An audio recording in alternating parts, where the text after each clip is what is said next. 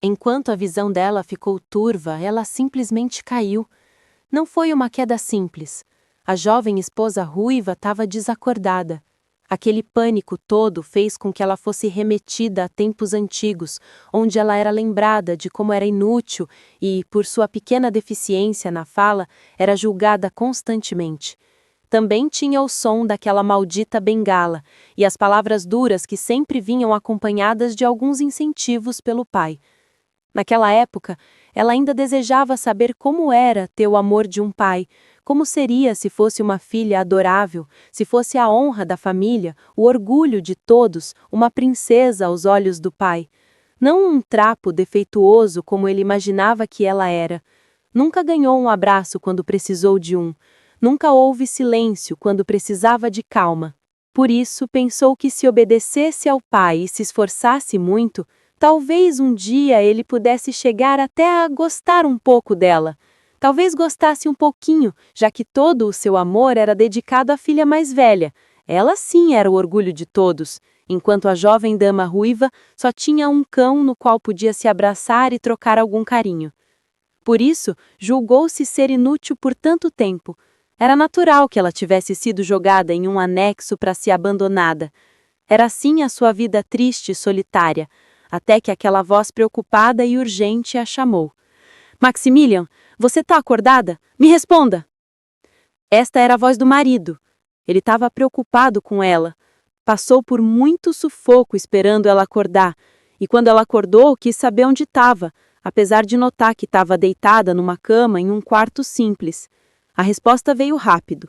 O homem, seu marido, contou que ela estava em uma estalagem perto da cidade de Chenó. Vendo que ela estava meio pálida, resolveu olhar se ela não estava com febre, pois se preocupou quando ela havia desmaiado e demorado para recuperar a consciência. Deixamos a floresta e viemos para cá. Nós estamos atrasados graças a você. Ah, também, mas você não desmaiou quando viu os ogros, desmaiou quando me viu.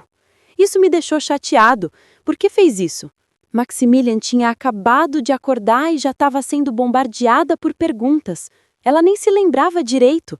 Tentava se esforçar ao máximo para se lembrar do que aconteceu. Se lembrou de ficar assustada e depois pedir desculpas a todos pelo mal-entendido. E agora, no quarto, ela se sentia ainda mais desnorteada. Era como se tivesse cometido um erro fatal. Ele ofereceu a ela uma caneca de água.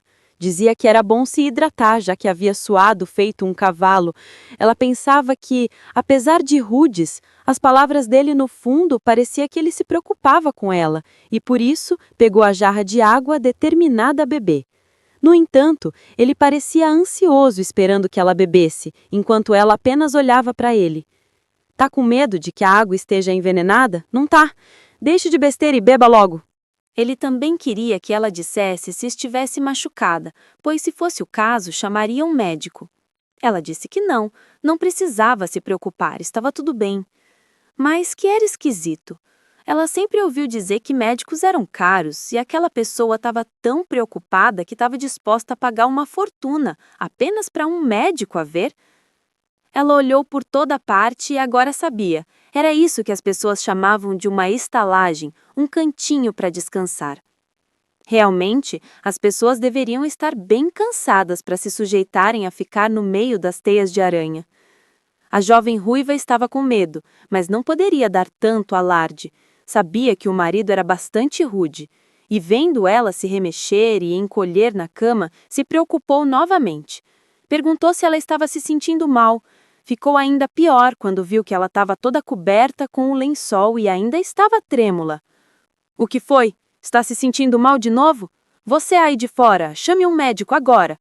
Ele não queria mais saber de nada, estava preocupado. Por isso ordenou que um dos seus homens chamasse um médico. Foi quando ela viu que não precisaria se esconder debaixo dos lençóis. Era melhor evitar mais mal-entendidos. Falou que eram apenas as roupas dela que haviam sumido e ela não estava mais usando nenhuma roupa. Ela pensava que nem mesmo sua roupa íntima, a qual a empregada havia forçado a colocar naquela manhã, não estava mais no lugar onde deveria.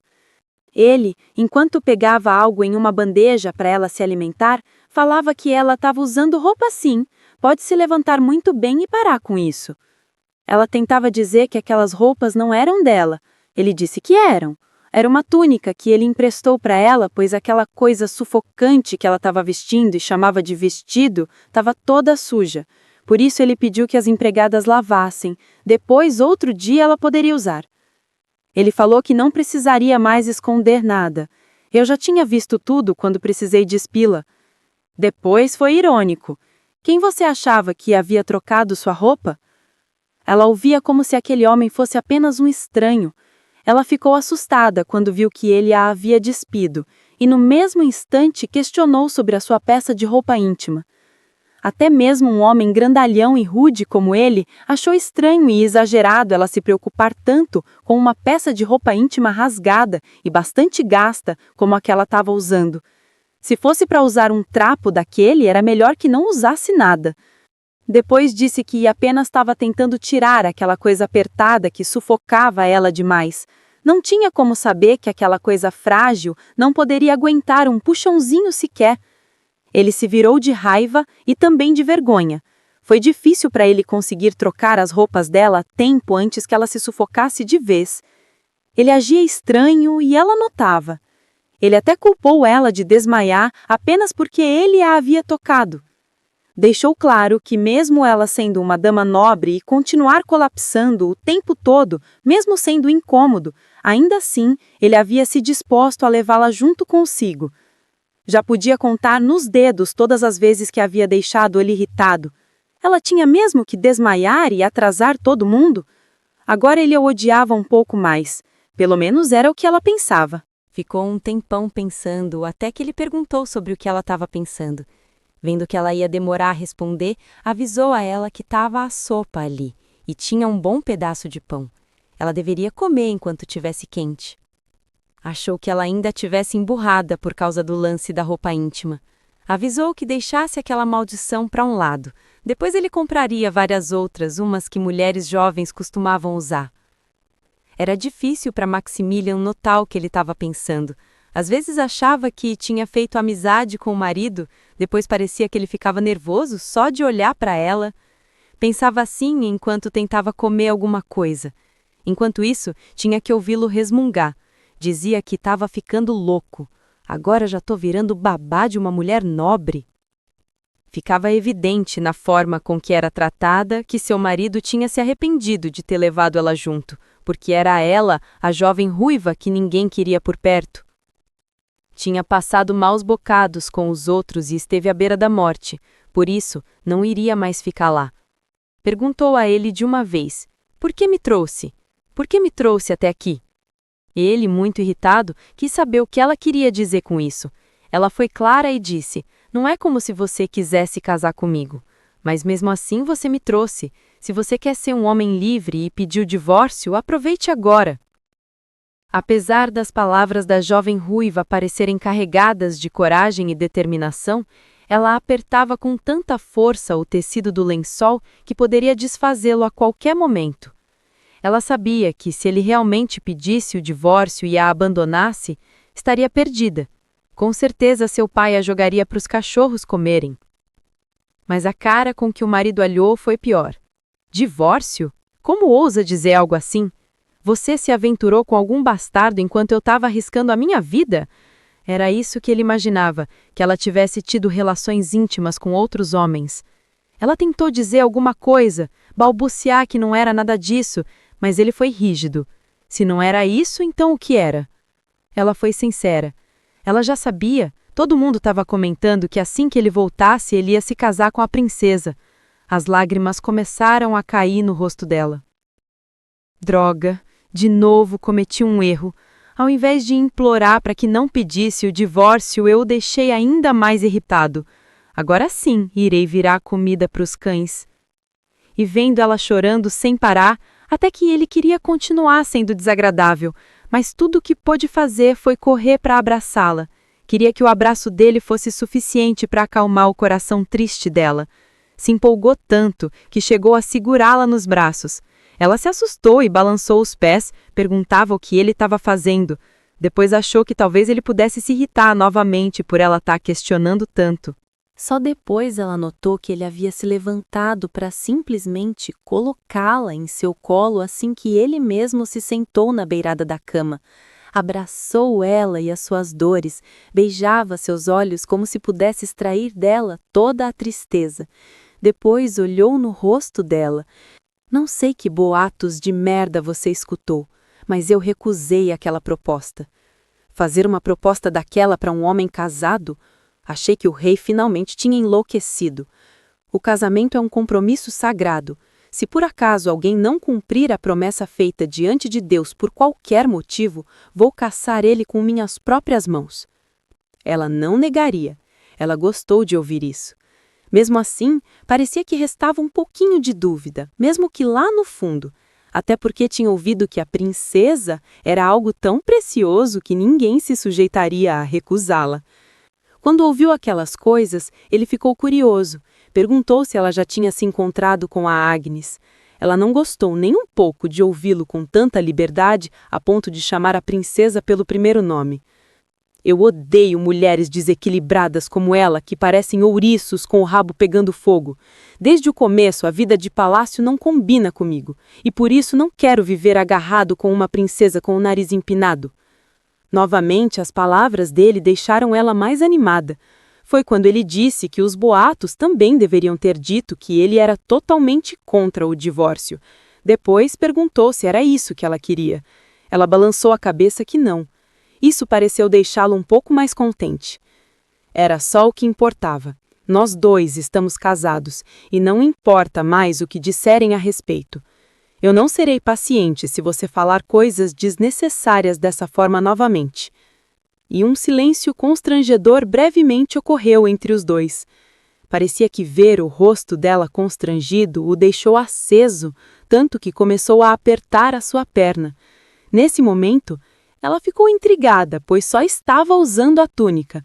E quando ele arrancou o lençol que a cobria, a situação ficou pior. E quando ela apenas o chamou de "Ei!", ele se irritou, tanto que precisou repetir de novo o seu nome. Não é Ei que se fala com o seu marido, é Riften. Vai me dizer que você nem sabe o nome do seu marido? Desta vez, ele não deu tempo para que ela desse alguma resposta na qual ele pudesse ficar chateado. Logo, a escolheu para um beijo. Foi quando ela imaginou que talvez ele estivesse tentando fazer os tais deveres dos casados de novo. Ela não queria. Foi bastante desagradável da primeira vez. No entanto, ele observava o rosto dela. Queria ver qualquer sinal se deveria continuar ou parar, mas não entendia se ela estava contente ou não. Isso também foi estranho. Ela notou que ele parou do nada e, ainda observando ela, perguntou se ela não o queria. Ele deixou claro, mesmo que fossem casados, ele jamais a obrigaria a fazer algo que não quisesse. E agora o que eu faço? Se me negar aqui, será que essa pessoa vai me abandonar? Ele disse que recusou um noivado com a família real por mim. Eu também preciso cumprir o dever de esposa. Foi por isso que, mais uma vez, ela se encontrava disponível para ele. Mas dessa vez ele parecia diferente. Parecia um pouco mais gentil. Ele avisou que tentaria ser o mais carinhoso possível, e quando ela se atreveu a chamar ele de "Ei" de novo, ele pediu a ela que repetisse o nome dele quantas vezes precisasse para memorizar.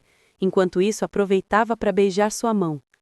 Ela estava na posição em que não gostaria de estar, já que da outra vez foi tão horrível que, mesmo se passando 3 anos, ela ainda não tinha se esquecido. No entanto, aquele rosto ingênuo da sua jovem esposa ruiva o deixava descontrolado. Ele tinha medo de começar algo e não conseguir parar.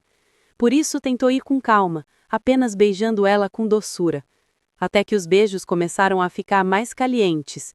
E quando isso aconteceu, ela ficou estranha. Estranho? Não consigo respirar. Tenho certeza de que naquele dia não foi assim. Parece que não sou eu. Estranho, muito estranho. Ele não queria que ela se segurasse. Não havia nada que ela deveria esconder dele. Se não estivesse gostando, deveria falar. Ele poderia mudar a tática. Pediu a ela que o abraçasse forte. Queria apenas sentir que ela estava ali naquele momento também. E caso ficasse com vergonha, poderia fechar os olhos, ele não iria se importar. E assim, passou a noite em paz. No outro dia, o sol novamente acordou ela, desta vez mais cedo. Era estranho. Ela abriu os olhos e a lembrança da primeira noite parecia estar meio errada, até porque daquela vez não tinha sido tão ruim. Foi intenso e quente, ela nem se reconhecia, e agora, de manhã, já estava envergonhada. Mas de certa forma ela tinha gostado, e agora se perguntava se era errado uma esposa gostar de ter passado a noite com o marido. É que na noite passada ele tinha uma expressão diferente, ele parecia um garotinho inocente, diferente da outra noite que parecia um cavalo selvagem disposto a qualquer coisa para marcar o território.